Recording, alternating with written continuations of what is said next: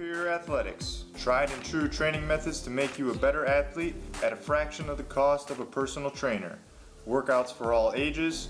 We take athletes from pretenders to primetime contenders. I'm Dr. Greg Shively. This is your athlete workout. We're going to start doing some sprint variations or sprint progressions through the next couple weeks. This first one is going to be progression number 1. So this is when the athlete's first starting to learn about coming off the blocks, driving away from the line, and starting to learn the acceleration phase. The first variation we want to use is, I call it the momentum start.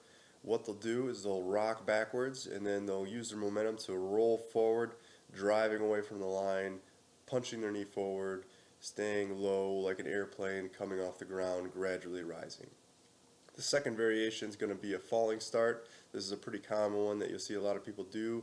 Just start with both feet even, and you're going to just slowly start falling and tipping forward, and then right when you're at the tipping point, you're going to punch your knee forward and then start driving away from the line, sprinting as fast as you can, remembering to stay low, gradually rising like an airplane coming off the ground.